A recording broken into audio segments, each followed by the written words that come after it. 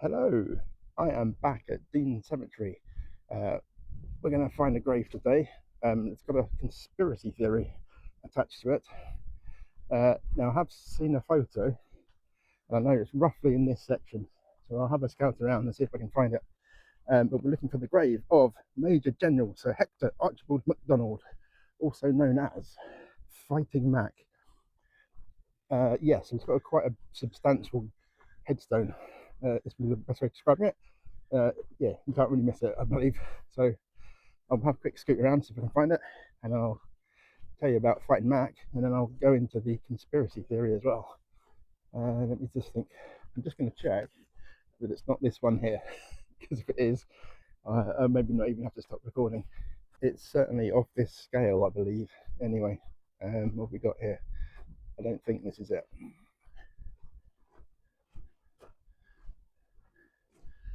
No, that is Patrick Naismith. Okay, I will keep looking. Okay, I think I found it. It's not quite as grand as that, but it is pretty grand. Yes, here we are. Bingo, this one right here. Yeah, so you can see the entrance is just over there, and there's the surrounding wall. This is where we're at. There's a Major General Sir Hector Archibald MacDonald, 4th of March 1853, 25th March 1903. Yes, that is part of the conspiracy. I'll go into that in a minute. Just going to see if I can get a bit closer, respectfully, because we want to have a look at this bust. I'll just come along the edge and just zoom in a bit. There we go. There's the man himself. Okay, well, let's go through some of the good stuff, then we'll deal with the bad stuff, and then we'll get to the conspiracy theory at the end. So yeah, he fought in the Second Anglo-Afghan War, the First and Second Boer Wars, and the Sudan campaign. Now he became Major General, rising through the ranks. He started at the bottom, worked his way up, which is kind of rare, apparently. Yeah, Fighting Mac was his nickname. Gives you an indication of his attitude to the job.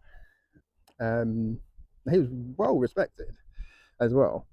There were 30,000 people visited this grave after he was interred here.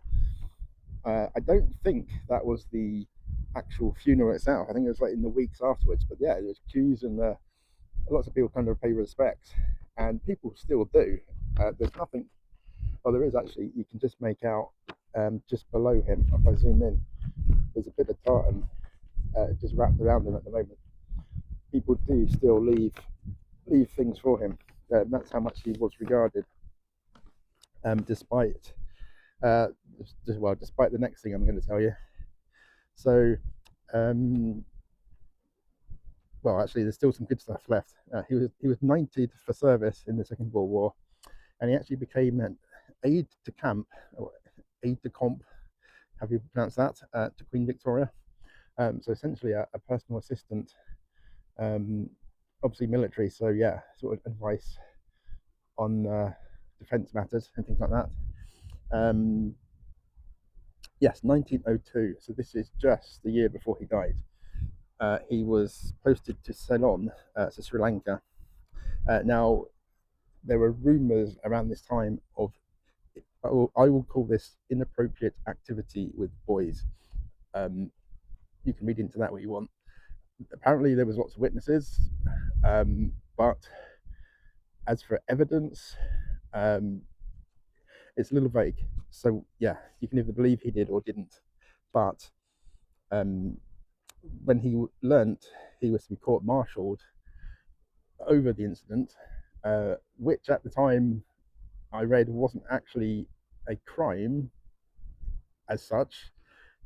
It's hard to believe anyway. Yeah, he believed he learnt he was to be court-martialed, so he's actually shot himself, and that's how he died. And I believe he died in Paris. Yeah, and was brought back here to be buried. Yeah, so after he died, it was discovered that back in 1884, when he was 31, he'd secretly married a 15-year-old girl with whom he had a son, which is also, she's actually mentioned on here. So Christine McDonald Duncan and their son Hector Donald McDuncan. So they're here as well. Yeah, so that's kind of not good either. 15-year-old, I don't. Yeah, it's not good. There's not really much more I can say about that. Yeah, so that's the good stuff, and that's the bad stuff.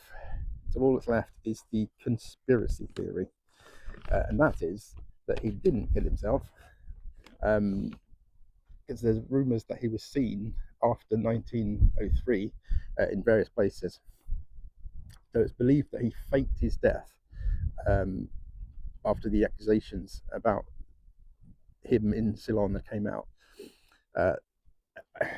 Now, they say he defected to Germany and he took up the identity of a General August von Mackenschen, who was possibly a distant cousin of Hector, who had died the same day.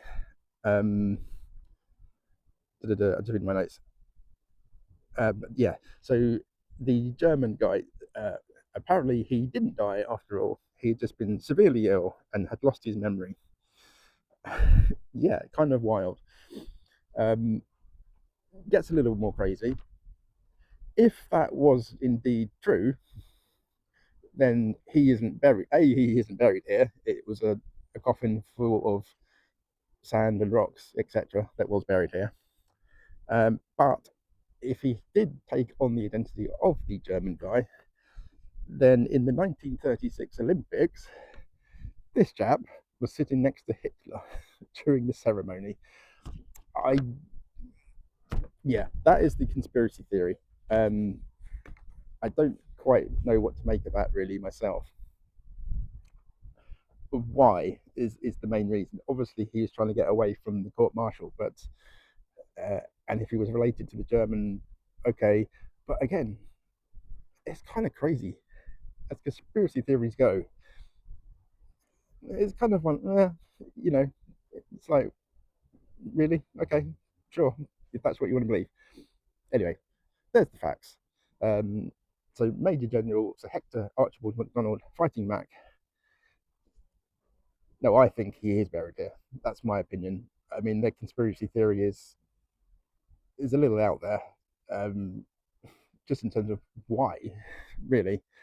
But yeah, anyway, that's all the facts. Yeah, Fighting Mac, possibly here. Maybe he wasn't here and he sat next to Hitler at the Olympics. Yeah. Okay, right. Bye.